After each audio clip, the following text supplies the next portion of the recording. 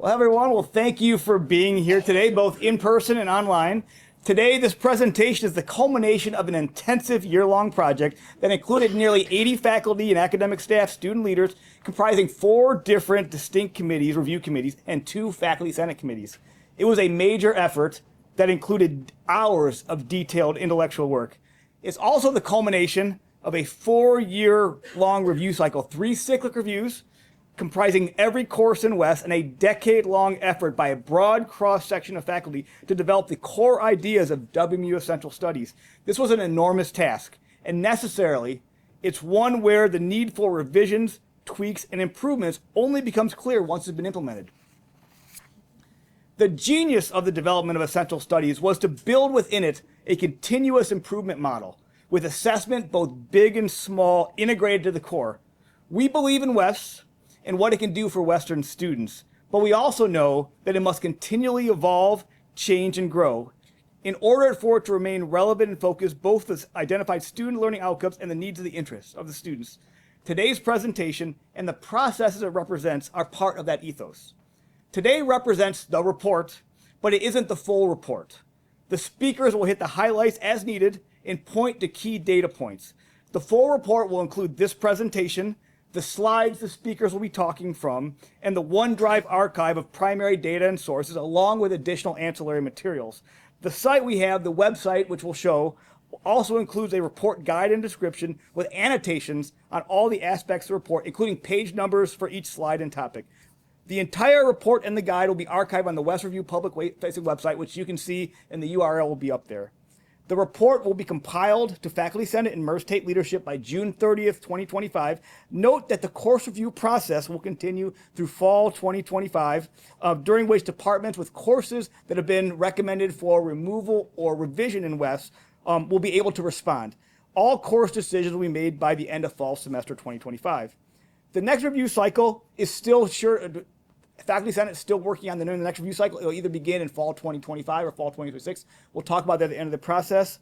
But in result, the next review cycle will conclude in academic year 29-30 or 30-31 based on what we need for the HLC. Today's agenda, as seen here, includes a whole series of speakers. First, we're going to have a few things on how WES has been evolving over the last few years. And then we work our way to the different sort of committees which will work for there as well. So we have that for our agenda today. So I'm going to pass it on now to Dr. Brian Tripp and Dr. Carol Weideman to talk about some things as they start off. Oh, by the way, this is the WES Comprehensive Review, where the public-facing website. If you want, that's also a QR code. You can go to it right now. But that'll be housing all the materials from the WES Review. There you go. All right, thank you. Different pointer. Real quick, Brian. All right. You can go right through those, actually. Actually, I want to make one additional thing. So there are a lot of slides on this presentation. A lot of these slides are ones we're not going to talk about. They're ones that'll be there. So there may be times when the speakers say, you can look at this later. So it'll all be there. So I put on there the do you want to do this first? The access and what the courses are showing, what the numbers are. Go ahead, because talk about that, but it shows you can overall, lead into your stuff. So now I'll pass it on to Carol and to Brian. I've been involved in WES since the beginning of time, and it feels like it's been a decade. I don't know how long it's been, but it's been a long time since the origination. And the committee that's on the CREC committee, several of us have been on it together. And so we've done a lot of learning over the past 4 years of evaluation. What we have found, I'm going to go over just some key points, but we have decided that there are some common issues. The templates, the rubrics, templates, the rubrics, and also how we can communicate a little bit better. So this is going to have a lot of information, but I want to just point to a couple key things. Initially, I don't know how many proposals we looked at. Over 400.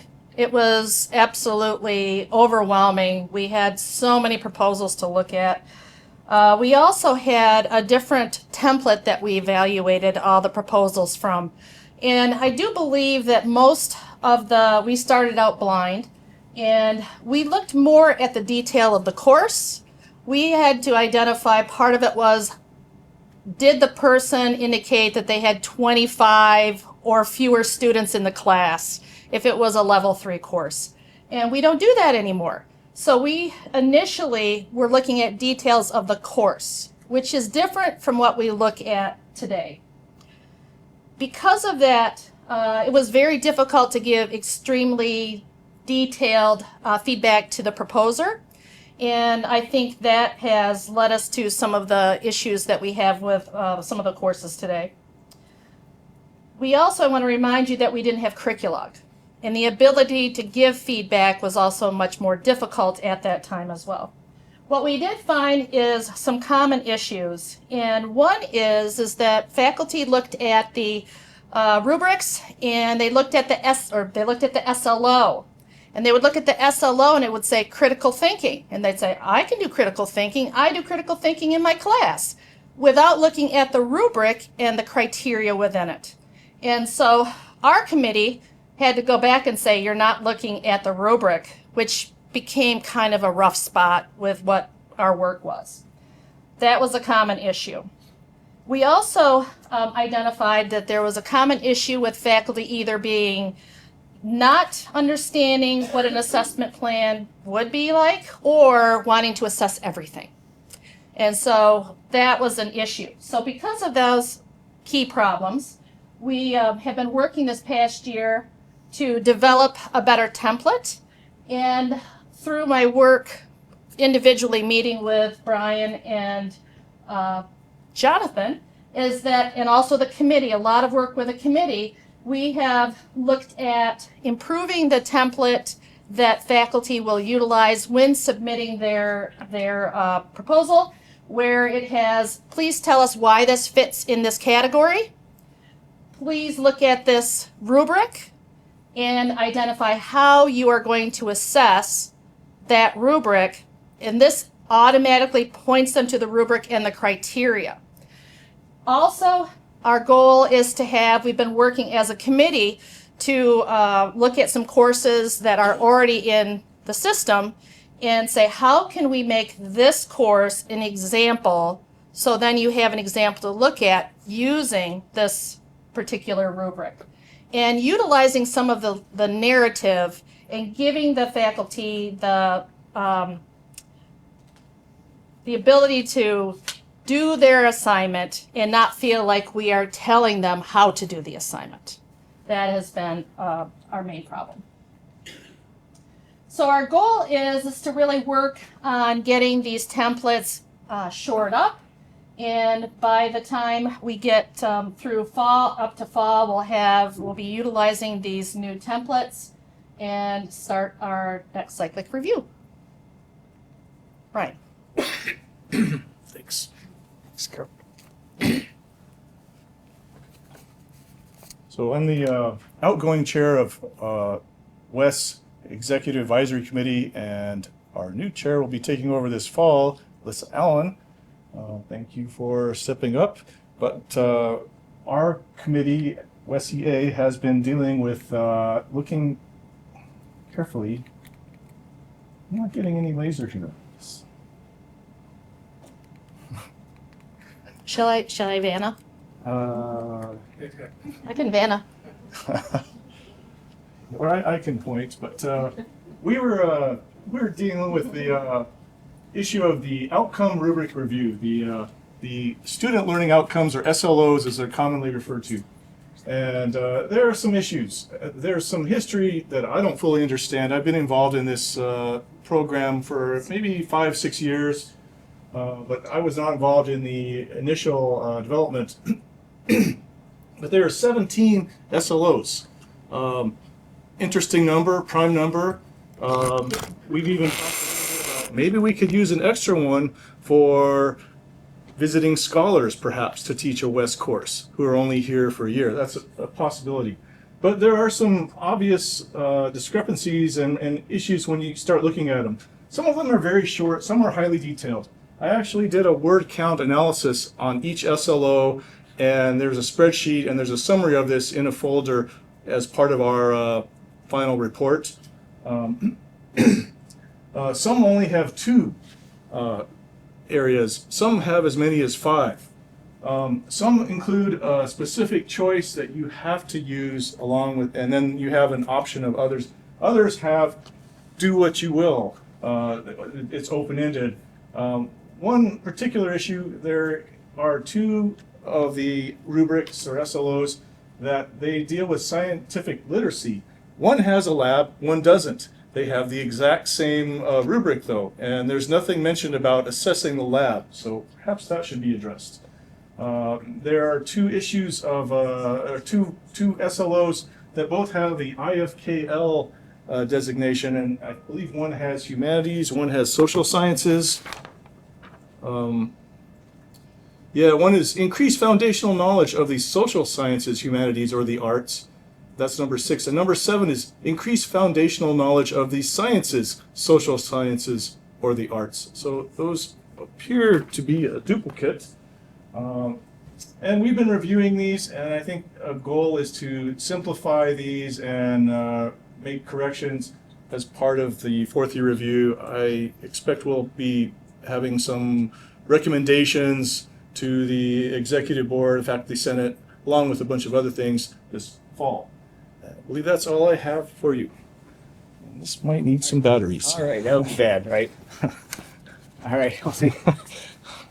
The third initiative that we have coming out of the work that was done particularly by the Systems and Process Review Committee is we've realized how we're not communicating well with faculty. So I'm not going to spend a lot of time on this, but next year one of the primary roles of the WES Fellow, which will be to work on developing a comprehensive WES site for faculty and instructors, a one-stop shop where everybody can find information on how to put their WES course in, how to assess their WES course and the responsibilities they have. We've seen that to be like one of those problems we have, which really needs to be worked on right away. So again, that's a major thing that we learned from the review that made it really clear to us needs to be done. So I'm going to pass it on now. And that we have the committees here. We're not going to talk about it, but you'll see the committees up occasionally. I'm now going to pass it on to the committees first. Decker, did I pass you by? You did. We did pass Decker by. Sorry about that. So Decker Haynes, you're up.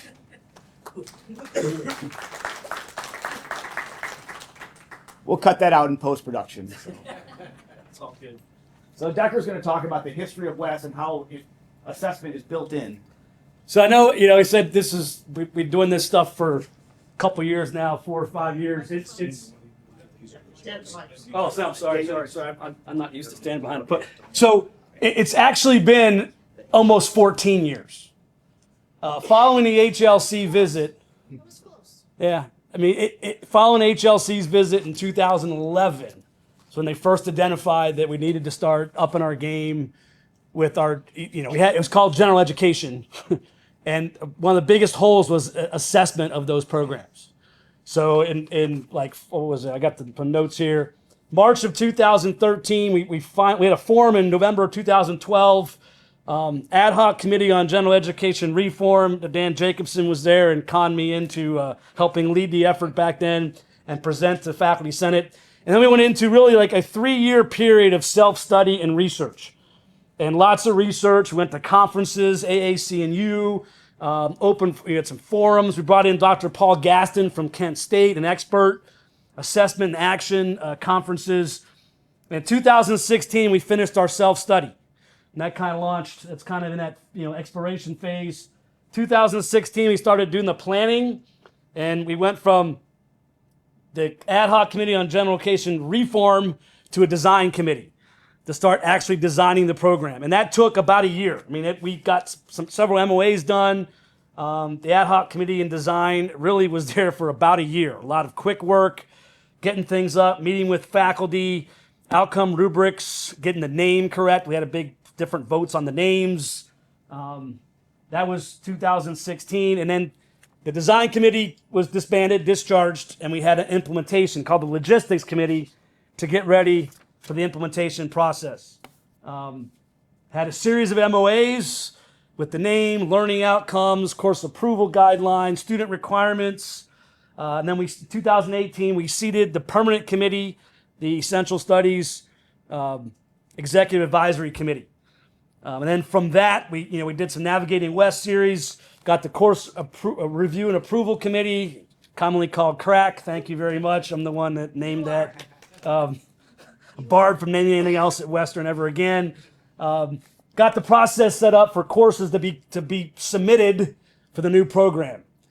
And then we spent 2019, fall of 2019, getting everything set up. Actually, the course review process began in spring of 19, finalized in fall of 19, and we final curriculum was presented in January of 2020. We all know what happened in like March of 2020. And despite, some, hey, maybe we shouldn't do this right now because of this thing called COVID, we're like, no, we're set up. Let's proceed as we need to at least start collecting the data, start our first cycle. And then we started a review cycle, as it says there. Our first review cycle started in 2021, and we did 3 years of cyclic reviews. And this is the culmination, really, of that. I hate to say it, those 14 years of work, taking a good hard look at what we created, what we implemented, and how to make it even better. So that's kind of the short, down and dirty history. Many thanks to all that were involved. Some have retired. Mervyn Elliott, David Reinhold was there at the beginning as well. And many others composed of these committees that had their hand in this. So it's truly a real celebration. It's great to see, kind of on the ground floor of it, it's great to see this culmination and the next step with, hey, we've completed one cycle. We're getting ready to make some changes, make some updates, and head on to the next one. So thank you very much. Any questions? That's a brief history of Wes.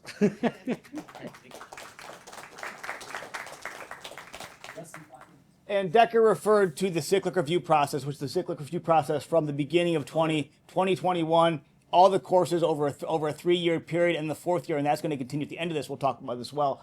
So I'm going to move us back to where I should have been. So the heart of what we're talking about today is the work of the 4 West review committees, and they are all the co-chairs are here to talk about that. Each one of these committees putting in an extraordinary amount of intellectual work into the different aspects of it. And I want to say what we're doing today is not only just about assessing the idea of what essential studies is, it's also building the framework for the future processes. So each one of these committees was tasked with an objective, tasked with an end state of what they were doing, but they also built the methodology for future work as well. So you're going to see they're also going to show not only what they learned, but also how they did it. So what we're doing today is also a record of how it'll be done 5 years from now. That's part of what our plan is too. So our first co-chairs to come up would be the course review committee. So Cynthia and Linda. Thank you. Yeah. Uncle, if you want to switch to uncles, I have a laser printer. I think we'll just. We're the West Course Review Committee, and we had the objectives of evaluate all current West courses. We counted about 405 courses that we reviewed, and still standing to talk about it. And our charge was one of 3 items. We could keep the course as designed. We could revise the course to better align with the level category and/or SLOs, or remove the course from West's curriculum. And as Jonathan Bush said, that process will not take place till the fall 2025. Oops. So we had 16 members in 3 subgroups and 1 for each West level. So we were divided into level 1, level 2, and level 3 to review key materials, the syllabi and assessment plans, the cyclic review documentation, and course offering patterns or frequency of offerings and data. And so this was a huge process because we were trying to find the how often a course was evaluated, and we had to change the screen to then go to syllabi and look at some of the other data. So I really applaud the committee members for sticking with it as we went through it. The evaluation rubric. Is there a syllabus, assessment rubric, cyclical review for the courses? Does the course syllabi include the West designation and SLOs? Because sometimes it did not. Has the course been offered once every year? And also, the committee members review decisions for consensus.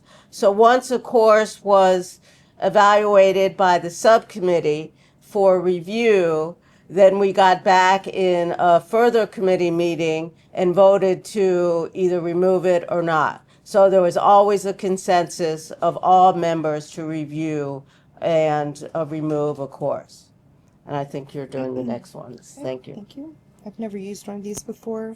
The right one? Is that it? Yeah, I think I skipped some things. that's the one I just did. There you go. Okay. So the initial results from the committee, I apologize, I'm having some allergy issues. So do this if you can't hear me. I think I'm close enough to the microphone. So as Linda said, we did a comprehensive evaluation of 405 West courses. And at the end, we divided these into three, the courses that we would retain, the courses that we recommended go through some revision. Sometimes it didn't seem as if the course was really aligned with the level or category that it was assigned to.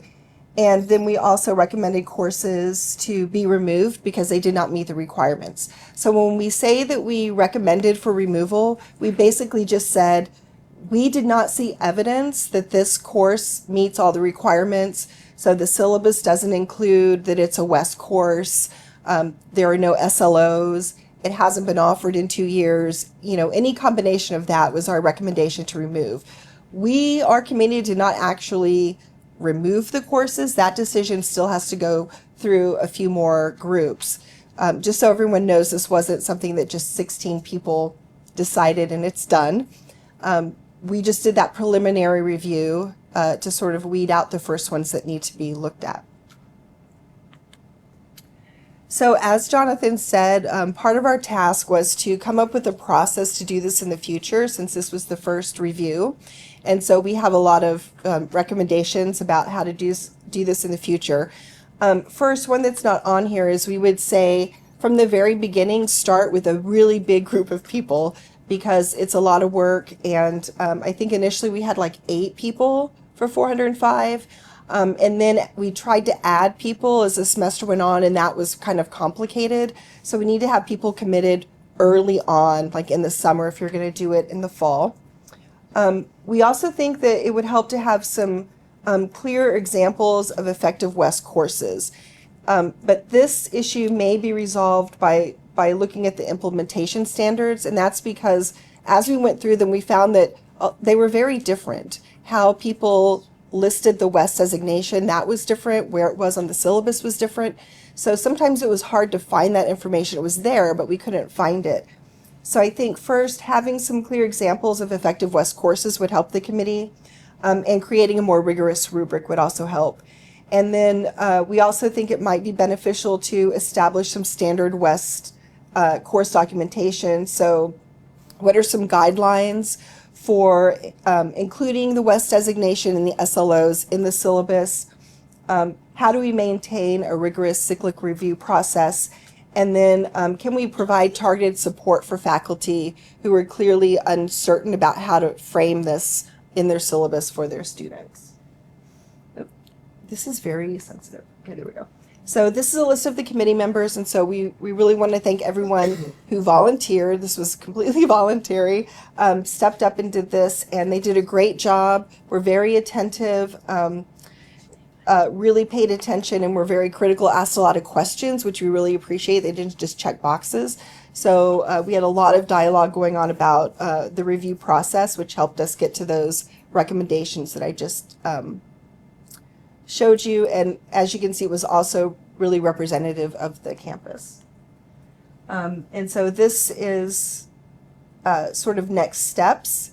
And I think, Jonathan, you kind of already went over this. So in summer 1, the full results will be presented, and then they'll start talking to the individual departments and instructors about what courses were recommended for removal, and giving them an opportunity to address the issues and ask questions or appeal that decision. Okay? Thank Any you. questions? As far as the people who have to revise their courses, will they be notified of that? That's up to the West faculty director, but I believe that that's going to be over the summer, right? That's correct, Yeah, yes. I think it's Bob? About how many courses are being suggested? 11 courses Oh, for 11. total removal. But what about revision? There's a lot. Yeah. I'd say higher than that. Yeah. I mean, because we were looking at the standard West and SLOs, but our charge was to remove, revise, or keep. And so most of them were kept. So if you're looking for good news, that's always to keep that in mind. But there are, I'd say, several revisions, and some of these are minor revisions, some of these are a little bit more. So we didn't take that for this committee to do that, but it will proceed in the process that's going on. Sorry, one more. Go ahead, Go ahead. Wendy. I mean, Mindy. I'm sorry. Asked us if we're getting rid of West courses, because I know that we're in the process of getting rid of two. And so I feel like Well, go ahead. Oh, I was just going to say that it did seem like some of these might be ready for removal because they hadn't been offered in a while. And so I think, the director will just be like, hey, here's one that we found in your department. And you can just say, oh, we already removed that, or we plan to remove it. Right. Some of those would have not been offered for a few years, and that was part of the recommendation to remove. Eli, you have a question? So I just wanted to follow up on the rest of this, just like get a better idea of like what the sequence of events will be for any faculty members that get a revised, instruction or request. So is it they you accept it or you appeal it by the end of summer 2? Jonathan, I can think speak to Jonathan that. should answer that question. Yeah. The only time we're going to contact your department is if we're going to ask you to like move it to a different area or a different level or remove it. The rest will just be that's not Internal. Yeah, we're just only if it's going to be if we say you have a level, if you have a level 1 course and the committee thinks it should be like a level 2 or level 3, then we'll contact you. But we won't worry about small things about like syllabi and whatnot aren't going to be part of what we'll be doing. Okay. I'm going to mention that the crack committee has reviewed all of these 405 already. So I feel pretty good that you only are getting rid of 11. And most of the time we send information, please fix your syllabus. Please add this, and if people don't do it, we can't help, Right. that's it. So please help your faculty in their department fix this stuff. They have to do it. Yeah. Otherwise, here we are again. Carol, that information's been already sent out to those faculty? Oh, yeah, Okay, yeah, because we haven't received anything. but that doesn't mean Sorry, I that, just noticed it has your name at the bottom, not mine. This is not my staff. Great. You did great. Okay. So, they're mostly So stay easy. tuned in the fall. Okay. All right. Thank you. Sorry. Thank you. No, that was great. You did a wonderful job. So, part of one of our ethos is that we want to make sure that if you notice, all these courses. No, we are not in the business of taking courses out of Wes. We're here to maintain the integrity of the SLOs. So they're looking at if a course comes to the department and they say, hey, this course should be taken out, the department has a chance to say, yes, let's talk about this. We want to keep this course. So it's okay. We're not in the business of taking things out of Wes. Well, thank you guys. That was a wonderful, amazing task. It was difficult. 405 courses.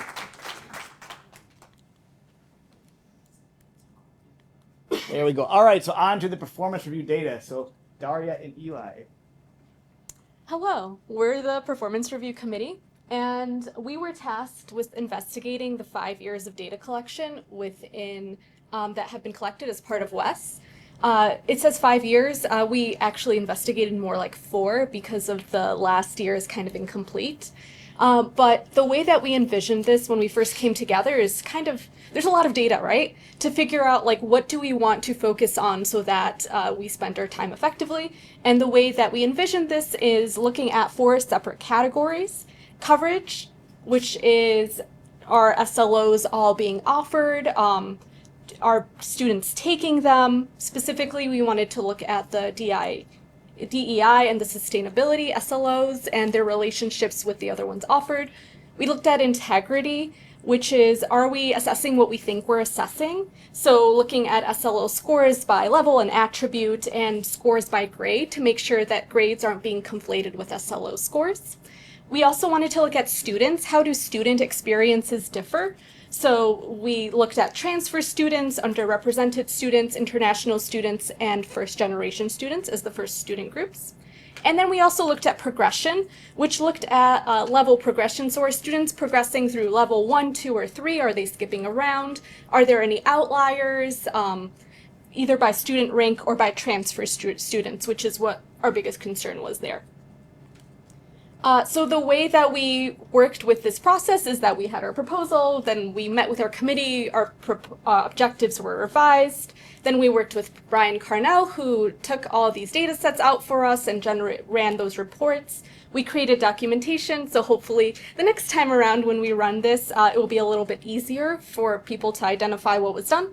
Then we went and our subcommittees analyzed the data and identified trends. We had discussions about it, and then we all put it together. And hopefully this will give you a sense of like what is out there so that we can continue these conversations in future years. So I'm going to give it over to Eli, who's going to start talking about the first, I can't move it, the first category, which is coverage. I think it died. Yeah, thanks. We can just use that. Thanks, everybody. Yeah. I also want to give a lot of thanks, especially to my co-chair Daria, who, as an information scientist, was really helpful to have on the committee as far as analyzing information and being able to render, especially an ocean of data that made all of our heads swim into some really nice visuals that I think will help everybody sort of envision kind of the big picture of what we're doing with WES. And so the first part here, I'm just going to talk about the first of the four things, the coverage. What we're seeing here, you can see kind of what the it's a little blurry, but essentially this is the artistic theory and practice, global perspectives, inquiry and engagement, local and national perspectives. This is the digital communication, personal wellness, quantitative literacy, science and technology. The same thing with the lab, societies and cultures, world languages and literatures, and writing. And so you can see quantitative lit is the highest. And we do have a little bit of a drop in the local and national perspectives.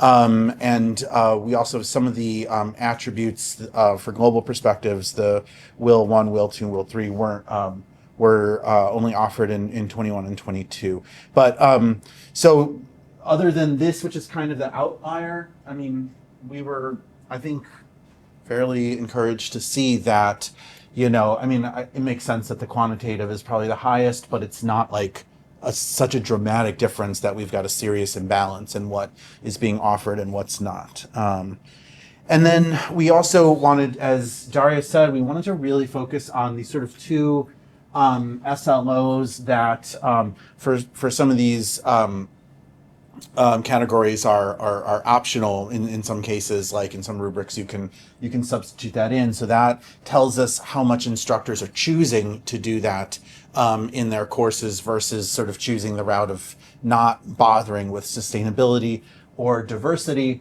And again, I guess I was a little bit surprised initially, but I think it makes sense on second reflection that it's more than double in terms of the ratio between diversity and inclusion and planetary sustainability. I think that just speaks to the fact that there's a wider spread of courses to which you can include diversity. I think maybe some, future, I'm not sure we've even talked about this, maybe a little bit, but just, one thought that I've had is that with some of this, maybe in the future, more of a conversation of like, is DIL being applied appropriately? Because I think sometimes it's easy to just sort of say like, well, we have a map of China in there or something, so that's diverse, this kind of a thing. But that's for a totally different discussion for a different time. Whereas the sustainability, I think people are thinking more like scientific level, science classes sort of. And you can see that it's still, compared to total students taking level 1 SLOs, obviously it's the ratio is about the same over time, but more and more students the overall raw numbers are taking these. Okay, so I'll hand it over to you for the integrity. Yeah. And the next thing was integrity, which is, are we assessing what we think we're assessing? I forgot to mention that all of these data sets and all of the full reports for each subcommittee are available in the supplemental folder, so feel free to check those out and run your own analyses to see if you agree with what we're talking about here. But with integrity here, it looks very spread out. Right here we're looking at what are the average scores for SLO by level, 1, 2, and 3. The reason it's spread out is because it goes from 2.8 to 3.4, so the scale is a little skewed, but it would look like straight lines if we didn't skew it. So for the most part, we thought these were pretty stable. There are some changes. It looks like level 3 might be increasing a little bit more over time, but we don't know what that is caused by, so that is something to investigate in the future. In terms of SLO scores by attribute, this is very messy because, as you know, we have lots of attributes. They're pretty much stable across years.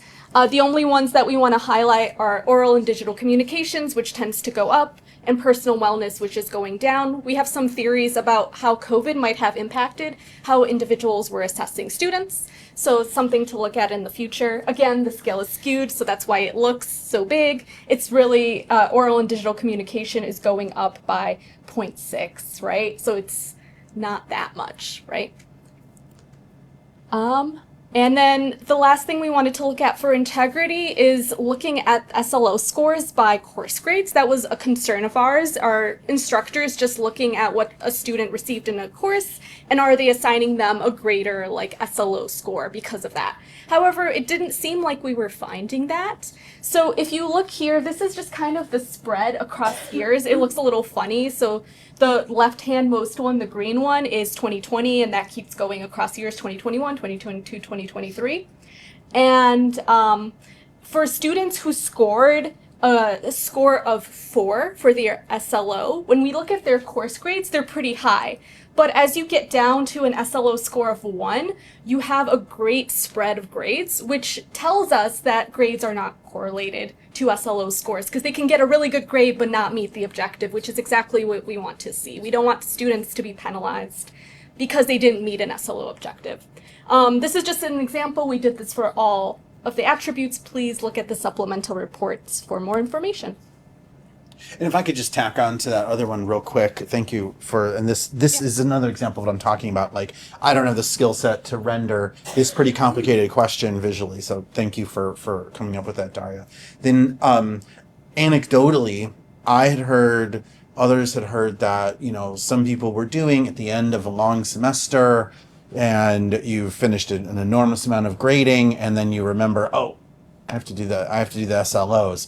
Oh, you know what? These kids got A's, give them 4s, that kind of a thing. Especially people who already come into it with a certain amount of resentment. That might be the same people who aren't refusing to change their syllabi. And, but that's a problem insofar as it really skews the data. It invalidates the data to some degree, especially if it's having at a statistically significant level. So, and how to track this, we really talked a lot about this, and Taria this is a pretty brilliant graph. I mean, my take on it as an instructor, and I think those of us, who have been through this, know this, that you do get some of these students who, on whatever one assessment instrument you use, your final exam or whatever it might be, might bomb it. But we have a lot of other ways to determine course grades, like class participation and attendance, and I think that it might be worth, again, a future discussion about how do you capture some of those other attributes that we know anecdotally, but I think also statistically are linked to future success, like showing up all the time and working hard and participating and asking for help, and this coming to office hours and those kind of things that can contribute to somebody getting essentially a BA but bombing on the SLO and getting a 1 for their SLO, right? So those are things I think we want to that's heartening for us, actually very heartening, but also opens a door for some further inquiry. Okay, so, and then one of the things that I think also we talked about, that initial chart that Daria was talking about, where our very first step was just she and I talking about, like, what's really important here? Like, what does WES mean to us? What do we think WES ought to be doing? How do we check for that? And I think, creating a more equitable learning environment is something that was really important to us. Western is already incredibly diverse in every possible dimension of the word. The question is, are we amplifying differences, pre-existing differences between populations that are coming in, or are we acting as essentially a leveler, for lack of a better word, to kind of bring those who are maybe coming in down here up to the level of those who are coming in up here, if that makes sense, right? Because we get kids coming to us from really struggling, public schools, and even, returning students, older students, students who are in the military, single parents, all that kind of thing, versus students who've come to us from, nice private schools, parochial schools that are really, really well prepared. And what we found here again was pretty heartening. I mean, it was pretty encouraging. There's not, at level one, there's really not much difference. I mean, this is amplified because we're looking at just tenths of a point here. Between transfer students and continuing students. And again, roughly half of our students are transfers, and that's probably something that will just continue.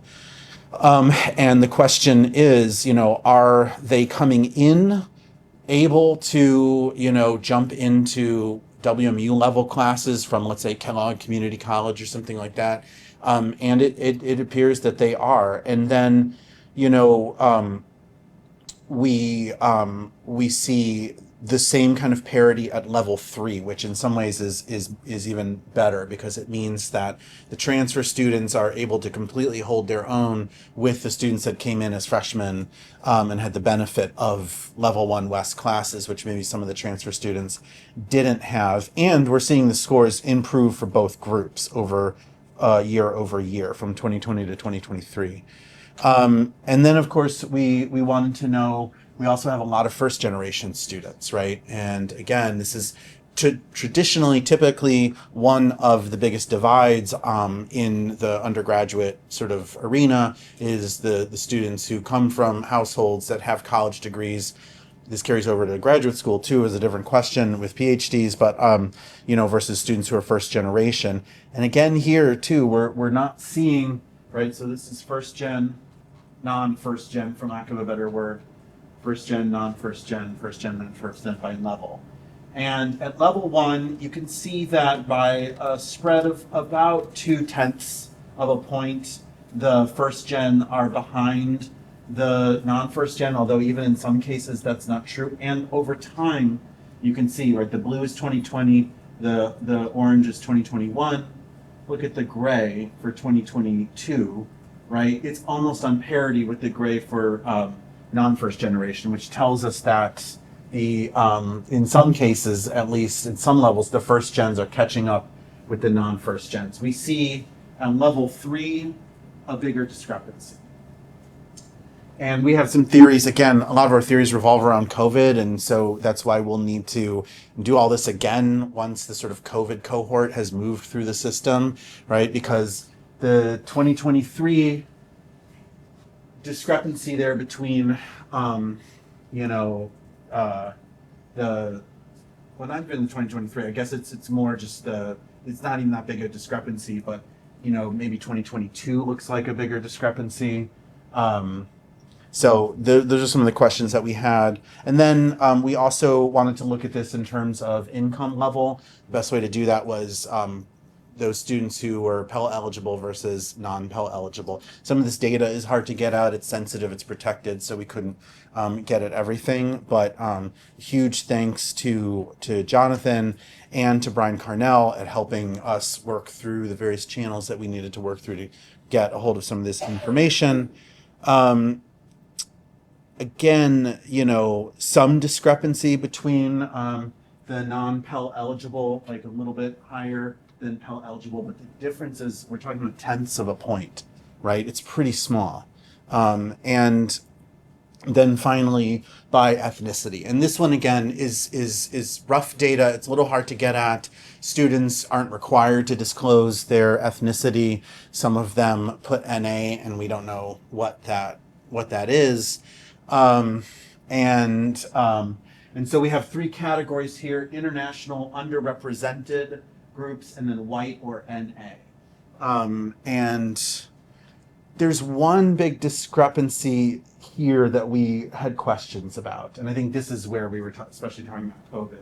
It's here in 2020, the level 3, the underrepresented groups did. This is that's an actual significant difference. That's more than a half a point. So there was a pretty big drop off. My theory, again, anecdotally, is simply that, these level 3 classes typically, and probably as they should be, are the hardest to teach online. There's a lot more just class discussion. It's a lot more dependent on class participation. That's precisely the thing that really suffers on a WebEx screen, where the students can easily turn off their screen. They can be doing something else. They can be tuning out. They're watching a video on their screen while they're also sort of following along in class discussion. It's just much harder to get that going. That was my theory, and that the students who kind of have have more privilege, for lack of a better word, are either better able to do that, or they have access to better Wi-Fi or better devices. Class participation on Zoom or WebEx is hard. Doing it on your phone in your car parked next to like KFC or something is almost impossible. And if that's what a big part of the SLO itself is based on, that's what we'll see. But of course, we don't know that for sure. That's just a hypothesis. I think that's the last one on there. Yeah, and I wish we could had more time to dig into the student groups. We unfortunately didn't. Some of our subcommittee reports has some data about like race broken down a little bit more. So if you're curious about that, feel free to check that out. The last one is progression, and progression is just, are they progressing the way we hope that they are? And it looks like they seem to be progressing the way we hope they are. So as you see here, this is by rank. So blue is freshmen, and that's level 1. So lots of freshmen taking level 1s. That's great. That's what we want to see. For level 3, all the way to the right, we have lots of seniors taking level 3, which is great, what we want. And then there's a mix for level 2. Then we also looked a little bit at transfer status. We didn't have that much time to look at that. We were kind of curious if transfer students were taking maybe more level 1s because maybe they weren't getting those requirements before they transferred over to us. But it seems like they're actually not taking lots of level 1s. They're mostly taking level 2s and level 3s. And then we have the continuous students mostly taking level 1s, which is kind of what we want to see. We, in the future, we could probably break down transfer students by rank and see if they're taking the appropriate classes that way, but we didn't have time to do that this time around. Yeah, why don't you take that one? Okay. So just future directions. What can we do? There's a lot of data, right? And hopefully someone will be able to take what we learned and run with it in the future, in 5 years when we do this again. So additional data exploration, we talked about the role of assessor. So who's actually doing the assessment? Is it a rotating faculty member? Is it part-time instructors? Is it TAs? All those things can impact on how well someone knows how to assess the SLOs and just communication even between a department with how assessment is happening. The role of assessor mode, so how is assessment actually taking place? Is it a quiz on e-learning? Is it a subjective grade? Is it an objective grade? So you could have a dance performance and an instructor can look at that and grade it for an SLO versus a grade for a written assignment, right? Those are all different types of ways to assess it and might yield different results. There's the role of advising. So we don't really know right now how the advisors kind of fit into this. We assume that they are guiding students appropriately because we're seeing students take level 1, 2, and 3 the way they should be doing it, but we would like more conversations with them to kind of figure out how they know how to advise students on this. Yeah, could I just break in go ahead. on that? This was another one of the things that in our initial conversations came up. It's, it derives from a number of anecdotes, certainly that we've had in the history department of, why students are enrolling in some classes and not others. And you ask them and they'll say, well, I talked to my advisor and she said I should take this class because it was really good. Who's your advisor? I don't know. She's in that building over there. you know, and it's like, who is advising our students on taking like which of our classes to be taking? And it feels like a little bit of a disconnect on this campus, the sort of advising, you know, universe and then the academic department universes. And I know that there's been efforts to integrate those, especially in the College of Arts and Sciences, but you also have all these other advisors everywhere. And that's fine, especially for students who don't know their majors yet. You know, it's especially important in their first 2 years, maybe they don't know what they're majoring in, and so they are going to general university advisors. The question is, are those advisors like completely up to speed on WES, and do they understand what the students should be taking and what progression and stuff like that? And so, you know, we talked about, and we came close to putting together, but we just didn't quite have the time or the resources, like a survey of advisors, a sort of qualitative, quantitative thing to get a better sense of like how confident are they that they understand how WES works? Because they're a really crucial part of the sort of ecosystem here too that I think needs to be integrated in these conversations. Sorry, I just wanted to add that on. No, perfectly fine.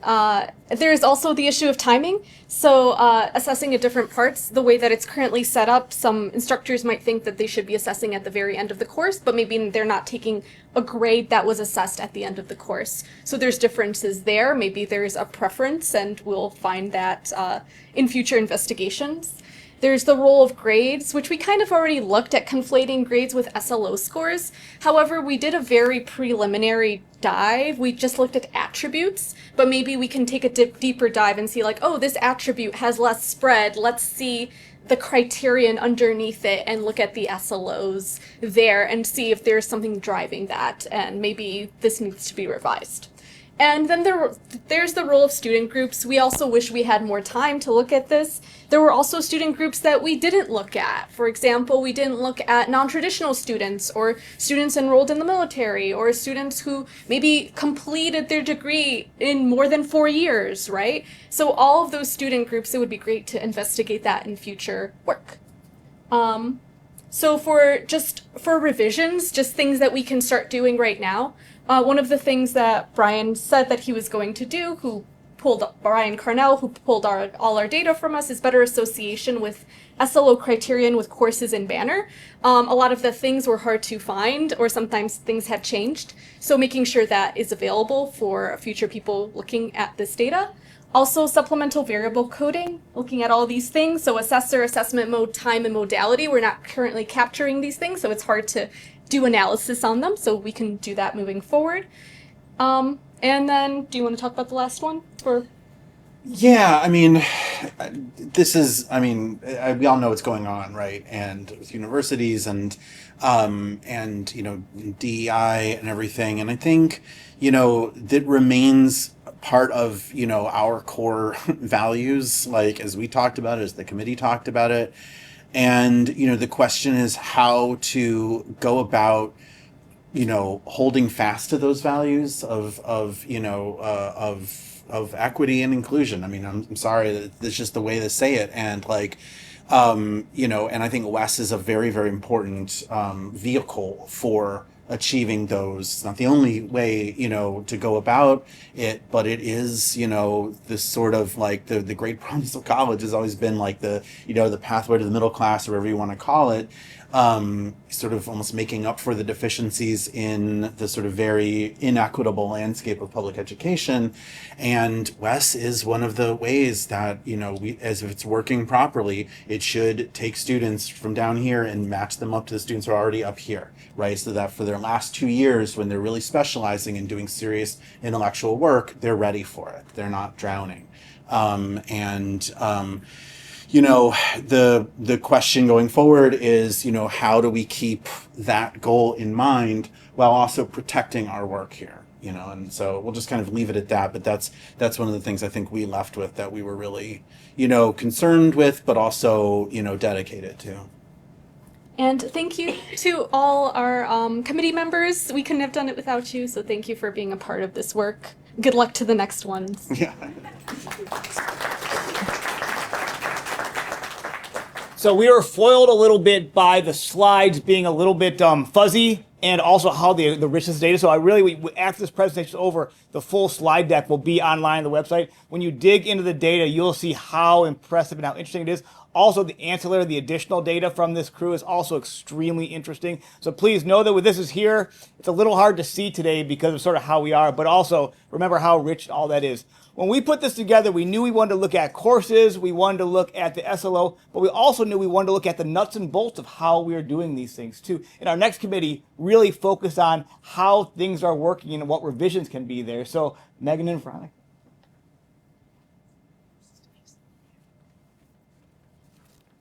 Hello, I'm Megan Hess. I'm an instructional designer at WMUX.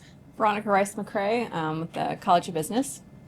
And putting our slides together and seeing we had to go after these impressive data sets was a little a little intimidating. But the job of our subcommittee was really to look at the big picture, to look at the systems and processes and structures. And so a lot of what we found is going to be sounding kind of redundant to some of the other subcommittees, which I think is a good thing. We didn't find anything that was extremely surprising or outlying. So a lot of our data, our mostly qualitative data, really supports a lot of the work of the other groups. And so we reviewed our systems and processes and then analyzed some friction points and challenges. So our methodology was a little different than the other groups. We didn't have such a straight, narrow line of focus in what to start and what to look at. So we started as a group of just talking. We met virtually, so we used a digital whiteboard and just put all of our ideas up. What's working? What things do we like about WES? What are some challenges and some friction points? So we took a few meetings to really talk to our colleagues, talk to our departments, gather information from them, keep adding all of our ideas to this big digital whiteboard. And then we really took time to analyze all of those individual pieces of data, and we made some themes. And so we really found after a few different analysis that we came across 3 different really subtopics of what we were looking at. And so one we called the nuts and bolts because it really was the systems and processes. But another one is communication. So that's one that kept coming up over and over again. And then the assessments and rubrics. And so Jonathan was in communication with all of us this whole time. We knew there was other groups looking into assessments and rubrics, so we didn't quite dive into the data that the other groups did, but we did look at that from a different perspective. Once we kind of found these three categories, we looked at all the MOAs. So we read them all as a group. We picked out some points to compare to what we were seeing and thinking to create some more driving questions for these small groups. And then once we didn't pull up any more new information, we split into these smaller groups to further explore each of these areas. And then we finally came back together as a group to compare and pull together our report.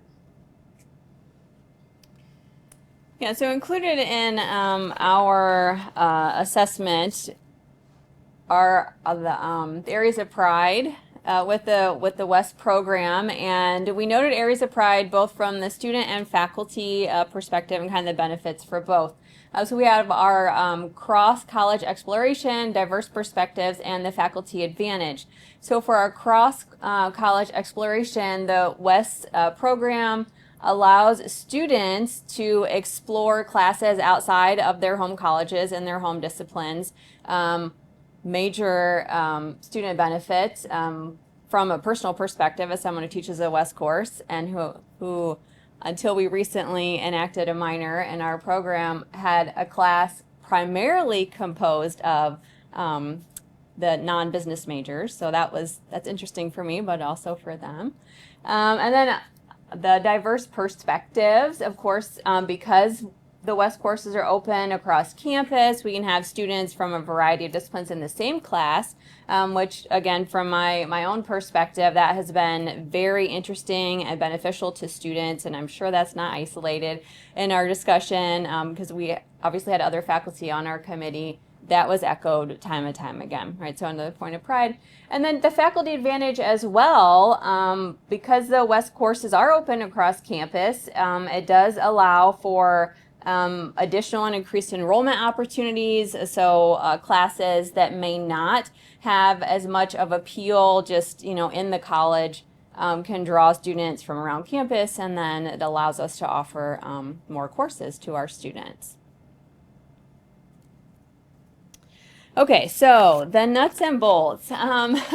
So we identified three kind of bigger areas with the overall just systems and really the processes of the WEST program, including some issues with prerequisites, course distribution, and approval and review process. There were many more. Lots of discussion, but these are the ones that were repeating themes. There are also more issues brought up within these subcategories. I'm going to highlight the ones that were the most repeating and the most of the most concern of the committee members as a whole. So for prerequisites, the definition of the prerequisite, there seems to be a conflict potentially between prerequisites of a specific class versus then the prerequisites of outlined in the WEST designation, and then which one trumps. And we weren't seeing consistency in those areas, especially dependent on the college or the program. Which one would be which one would allow students to register. Along that same line, then, we have this kind of a conflict in one of the MOAs. So in MOA, specifically 1803.4, it outlines the progression that students are supposed to take their WEST courses, but we did find that that wasn't always the case. And that in some instances, students could end up in a level 3 course when they had not completed the requirements for level 1 or level 2, and also in a level 2 course when potentially they had not met the requirement for level 1. So a conflict then with the prerequisite and the requirement not being met. And the course application for the student opinion. So the application then of the WEST designation course for the WEST requirements. Do you remember when we talked about that last point? The application of the WEST designation course for the WEST requirements. Yeah, just the application process, confusing for the instructors. Whether or not something transfers. We did talk, that was transfer credits were also a question, an application. We'll have to look into that more. I, for some reason, don't have that on my notes, but I put it on my slide that I actually created. It was just the application requirements can be confusing, which clearly you've already addressed. So yeah, it was just all encompassing all the different components of the application process that were confusing to instructors. Yeah. Yeah. All right. So then we also two more major areas of concern with the committee were the course distribution and the approval and review. So the course distribution, the real hang up there is if the current WEST structure puts more value on expertise or more value on equal opportunity. And we're looking specifically at that level 3, incorporating the geographic framework, which really limits some programs and some departments' ability to offer classes. And so then, it brings up that question, are we favoring expertise of faculty and the ability to offer classes, or should we consider like equal opportunity within programs, within departments, within colleges? And then finally, the approval and review process. We looked at the kind of the backlog and the availability to get the course catalog published, since it's only published annually. And so not being able to update that more frequently could potentially affect students' ability to enroll in classes, the popularity especially of new WEST courses and their ability to get off the ground, and then future enrollment opportunities, because if classes aren't popular, then potentially they wouldn't be offered again. All right, communication. And I do want to mention that the charge of our subcommittee was to kind of shine a flashlight on issues and not solve them. So we raised a lot more questions than we answered, which really was the purpose of our group. So a lot of these are just observations that our group had, not only from our small little subcommittee, but from our colleagues' departments, and then just talking about questions instead of recommendations per se. So for the first communication group there, the second communication group there, we didn't dive too deeply into student data, but from talking to instructors and our own subcommittee, student comments and scenarios, did come up. And so there was communication issues to both faculty and students. Mainly our interviews and our discussions were with faculty, but student issues did come up. And so the first one is the uncertainty around where the communication comes from. Even in our first meeting in our small group of, I think, eight or nine people, we were all getting different communication from our own departments. And same thing to students. I know another group mentioned if you have this advisor versus this advisor, there could be conflicting information given to students. Inconsistent interpretation of the SLOs. So this communication theme really was spread throughout everything. But we did want to pull it out as our own topic because it really was coming up as a reoccurring theme. And so how do instructors interpret those SLOs, not only in different levels, but across sections? The uncertainty around the use of rubric data. So a lot of interviews and conversations we had, and people don't quite know where this data is going, and so they are unsure of how or why it's important for them to fill out these rubrics, how it's used to improve courses. So just the uncertainty of where that data is going. And then the challenge is navigating the information. So there's information on this website, there's information on this website, but if there could all be a centralized place, that would be great. And obviously, we heard they're making a dashboard, so that's been addressed. I think I hit all those questions. So yeah, we raised questions like how are instructors and students onboarded, introduced to materials, who should be facilitating information, at what level, could there be some sort of WES 101 course, how are SLOs and assessments being communicated to new instructors and students, and might there be an opportunity to put this all in one spot? And then our last area there, the assessment and rubrics. So there are a lot of questions about assessment authenticity and scoring standards. So again, mentioned by other groups. Because a student is performing well in the class overall, does that mean that they are, demonstrating high proficiency in the WES SLOs? Same thing with the challenges of the rubric design and functionality. Some instructors, especially new ones, and speaking with the instructional technology specialists that help instructors input data into the rubrics, there's uncertainty about how to actually functionally use the rubrics, how to put them in their courses. Some didn't even know that they were supposed to be in their course until it's time for midterm or final grades. So there's some challenges with just the functionality of actually inputting data into the rubrics themselves. Inconsistencies in the assessment of the SLOs. So especially across sections, if one class is assessing the SLO in this way, another section is doing it this way, there are some inconsistencies with that uniform assessment. And then lastly, some potential for improved structure. So since the conception of WES, there have been improvements in technology. So the question was raised, are there other options in our systems that currently exist, like e-learning, that could be alternatives to the current system and opening opportunity for assessment in terms of dance or other types of activities.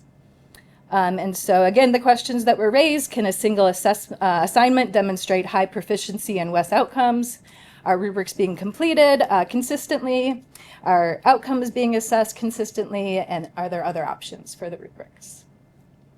And so this was our small but mighty committee. And I think that's it. Yeah. I missed anything. All right. We can try to field questions if you have any. Okay. Thank you. Thank you. So just really quickly, I don't know I articulated this very well, but those 3 initiatives that Brian, Carol, and I talked about at the beginning of the presentation were all taken directly from seeing what this committee was doing, their initial conversations. We saw those things happening, and that those committees said we can't wait on those. So the work that you did has already made those changes. So the communication, the SLO review, and the assessment changes are directly a result of this committee. So also this is a very hard task, so thank you for what you did. So now we also know we want to hear from students. And so we'll pass on here to Liberty. Oh, wrong. All right. Thanks. So I'm going to kick things off, and then most of this should be from a student. We all know what is WES for. WES is for the students. HLC got involved, HLC and the university, faculty, staff, all of us, but we know who uses it. And so my quick story, but I want to give credit here because it's well deserved. I reached out to Liberty maybe back in October, and I said, hey, we're doing this thing. Do you want to be a part of it? And she said, sure. And she ran with it. And you can see how student data was collected, how she took on the effort to learn what the students had to say about WES. And there's some fascinating information coming in. So my thank you to my partner here. We did our thing. So all your floor. All right, thank you, Randy. Hi, I'm Liberty Kostrova. I am a grad student here at WMU, but I also graduated here with my undergrad, so I do love it here. But going on to what I've worked on, so obviously our objectives were to see what the students had to say. We did through survey means, as well as a couple small focus groups, one of really just two students where I had a small conversation with them, pulled them aside, and the other consisting of members of JSAC, which is our Joint Student Advisory Council, where members of the Provost Office, the Office of Student Engagement, as well as several members from throughout different parts of school, so different leaders from different colleges, so chairs in WSA, as well as those in student jobs here on campus, so at the Student Center, the rec, as well as student living. Some things that I would want to add on to next time, we did our survey online, mostly because I knew that would be easy for a lot of students. I want to also offer it on paper because I know there are a few students, those who are non-traditional and others who would prefer paper and have told me such.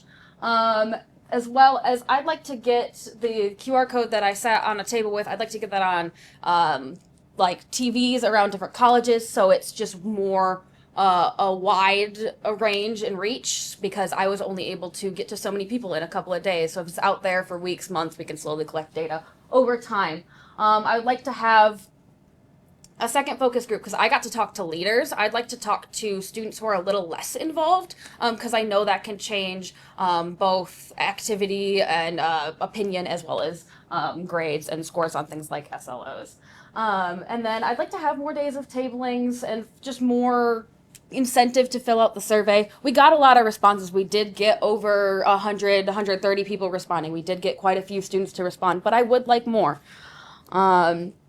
As well as, since I've heard all of you guys talking and all of the wonderful things you've been able to find and attempt to fix, I would like to see this committee grow into partially just this part, half of it being reviewing what students think, getting student opinions. I'd also like the committee to be something of where we can hopefully maybe send students to some of your guys' committees and then come back to meet with the student committee to see if the students think that what's happening in the other committees is working for students as well.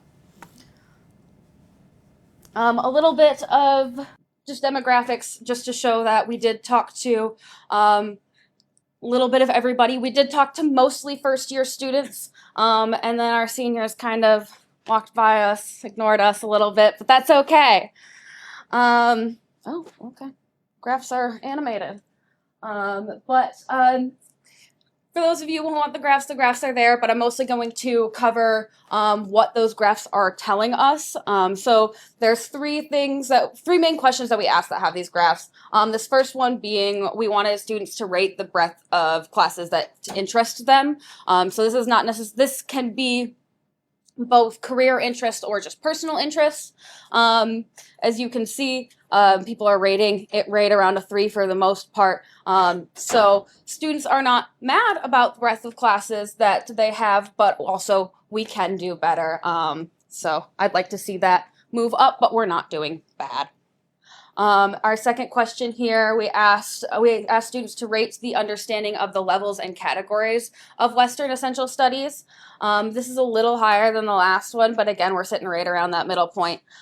Students seemed to understand the categories and what they were meant to cover, but they didn't necessarily understand why each category was placed at each level, or why what one was considered more difficult than another. And then lastly, for this more graph portion, we asked the students to rate their understanding of the educational purpose of WES.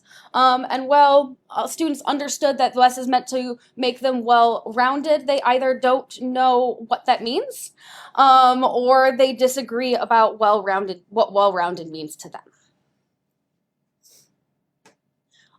This next question, we asked students to rank in order from 1 to 7, these couple of things that we thought would affect how a student would choose what WES courses they're taking. I put some numbers by them. The numbers by them are either right here, an average of the ratings that people gave 1 through 7, and then I also converted that to a score 1 through 5 for those who would like or need a number next to it, but in order they are top pick for what is affecting, and then at the bottom. So students mainly care about what's going to fit in their schedule. I know a lot of people and a lot of students will make their courses of what they need for their major, and then they'll add what WES courses fit to that. Then after that, we have personal interests and career and majors. I think those go a little bit hand in hand, so I think that's why they're next to each other. Same with course reputation and instructor. I think the instructor can affect the course reputation quite a bit. And then academic interest that isn't part of my major. I feel that a lot of people tend to this one might be higher if people were considering the fact that their minor is included in the category of academic interests, not part of your major, but I do feel like some students are probably including their minor in this question. And then obviously we have flexible delivery at the bottom, which I think that just has to do with the fact that a lot of the people in this group have had a lot of both in-person, online, hybrid. So we're just we kind of go with the flow, put what fits in our schedule, whether that is an online or an in-person class. Next, I have questions that related directly to students having to give a quote of some sort. I'm not going to read all of them off, and there are plenty more in all of the documents that we have saved. But again, I'm just going to touch on a few of the ones that I think are particularly important. So for this first question, we have the strengths and weaknesses of Western Essential Studies. Students really felt that they really enjoyed that there were WES classes that met several requirements so that they could have a class that worked with their major, and they were also meeting that WES requirement. So if you're a science major, that science requirement's pretty easy to meet. Same with some other, excuse me, I should have brought a water with me. Same with some of the other colleges and disciplines. It gives students a lot of insight into different courses and majors. I know this was highlighted in some of the other committees. Students do appreciate getting to insight into some of the others, but heading into the weaknesses, they don't necessarily appreciate having to pick specific parts of that college or major. They would almost appreciate having a section of that is electives where they can choose to add on to their course in almost their own way. As well as the fact that there are discrepancies between the colleges in how how many West courses do double dip into their major. So I know the College of Business had a lot of complaints specifically with having difficulty overlapping the two West courses and their major. They find that some peers are more stressed out than others trying to get credits to align properly so that they can graduate on time. And then it depends on the class, but sometimes the class itself may be interesting, but some professors may make it difficult to be interested just because the professor is not. I know some West classes aren't meant to be like they were put in as a West class, or some teachers. I've been in some where they say like they didn't expect the requirements of the West class that they were like had to do, so like they're not expecting all of the, I guess some of the things on like the rubric that they have to meet and things like that.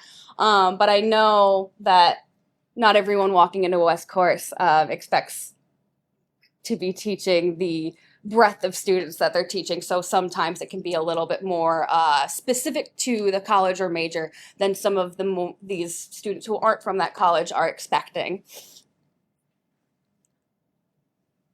Do you have something to say? Okay. And then I did 2 slides for this one, mostly because I wanted to spend a good chunk of time on this specific point, and then we'll share a few other bits of feedback. But if you were in charge of Wes, what would you change? This is another question that students got to freely respond to. This one I'm going to read word for word, unlike some of the others. This student said, I would also like to someone to share the purpose behind the WES program with WMU students and share it more than once. I've realized while doing this forum that my understanding and of the reasons behind the WES program is all based on my assumptions rather than information I've been told. I may have been told as entering WMU, but I don't know where that information was from or if what I remember is accurate. I found as a student leader that a lot of the time we tell students things, whether it's once or twice, we tell them early on because we want them to know for the future. But a lot of the times because we've told them once, we think they know it. And a lot of the times this information is going to stick a lot better when it's pertinent to them. So maybe finding a better time or more times to tell them what WES is for and how it can help them or how it can benefit them specifically instead of just a student body might be beneficial to them. A couple other things students said about changing WES. They specifically touched on student schedule and finding a way to make WES courses more obvious when they overlap with things so that there's easier time scheduling with advisors and whatnot who don't necessarily know those overlaps with majors, as well as continuing to offer a higher diversity of options of classes so students can still expand on the scope of what they want to learn, but they're less likely to be forced to take a specific type of class within that category, if that makes sense. Lastly, what did some of our student leaders have to say? This is a couple of things from the focus group. It's specifically difficult for advisors to recommend specific paths for WES because sometimes there are classes that would be early on in WES that are a little bit later on in someone's major or vice versa that overlap.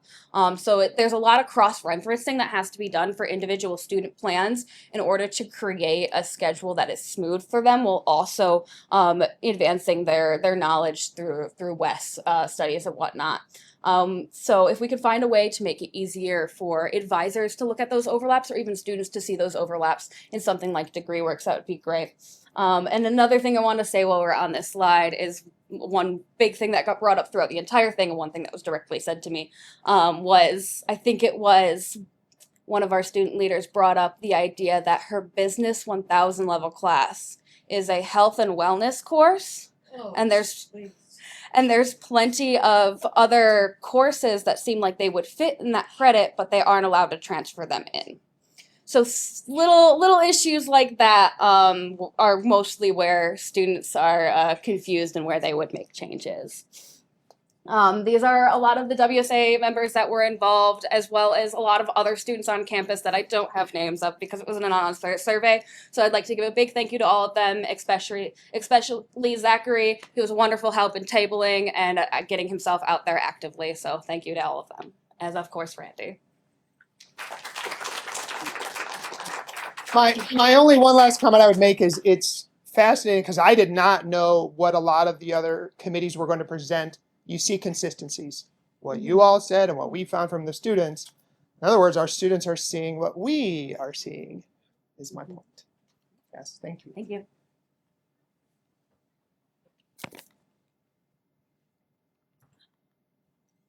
Hey, we're coming to the end. All right, so I know we need to give people lunch, so it's all right. So as we conclude, first of all, I want to say absolutely thank you to all the chairs and committee members. Please, I know most of us here are chairs. Let's all round of applause here. This is spectacular. We built this together. We were like a year and a half ago. Randy and I are there. Like, how are we going to do this thing? And we're like building and growing, and Carol, and we're figuring this out. And this could not have been done if it weren't for a large number of academic staff and faculty and students. This was a huge project, an unprecedented project in Western's history. As Decker knows, we are engaging on a new idea of assessment. We have a program in which assessment is built at the core, and we've just completed one full cycle. We've almost kind of completed that because there's a couple things that are going to happen with this going forward. I'm going to talk about that. But generally, we have built an idea in which assessment continually happens in this program, and we're learning from it. Part of what we're doing is we're seeing what we did here, and then we're going to improve not just on the program, but on the assessment programs. So what I want to talk about as I finish up here is one I want to say about how these committees, these academic committees, they were not normal. I've been on a lot of committees during my time here at Western. These were not normal committees. These are committees that did a heck of a lot of work. So committee chairs, thank you. Committee members, thank you. I don't know if you knew what you were getting into, but I appreciate the fact that you didn't run away once it started. So I think 405 courses, you should have run away. Honestly, you should have just canceled my email, cut me off, and run away. But all the data was spectacular. There were people on the committee that ghosted us, actually. So thank you for that data. Spectacular. The assessment process. I gave you an impossible task, Veronica and Megan, to say, tell us how it's working, how it's not working. And we came up with these great ideas. Liberty, thank you for reaching out to all the students. It was just, we built this, and our first model of this had 3 circles, and then about halfway through we go, oh, we forgot about students. We had to add a 4th circle later on. So sorry about that. We got to eventually. So, but I want to talk a little about the next steps and what's going to happen. So there are some things.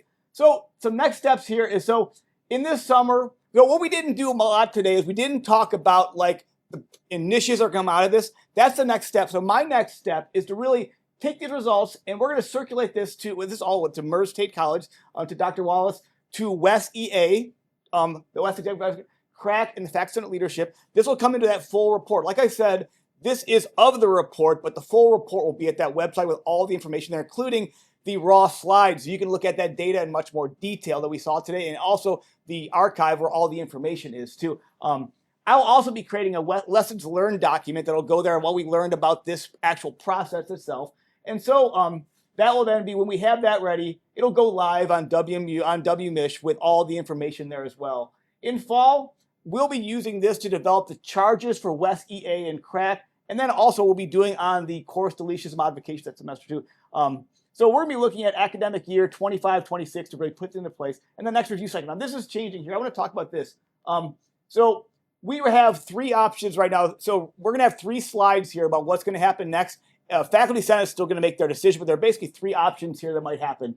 Option one is that's where we're going to take next year, and we're going to have an implementation year. We'll look at these things, and then at that point, then we'll begin the cyclic review cycle starting in 26-27 and complete that through. That's option 1. So that's another 4. Now, the downside of that is that means our HLC will not coincide with the West focus. So that's option 1 there, which is the same thing we've done before with a year in between so we can do implementation. Option 2 is a similar thing, but what we're going to do, if Faculty Senate chooses this, we will take next year as an implementation year, actually 25-26 implementation year, and then we'll have a 2-year focus on, we'll scrunch the cyclic reviews into 2 years, so that'll bring it into 29-30 as well. And then the third option would be just starting off the cyclic reviews immediately next year.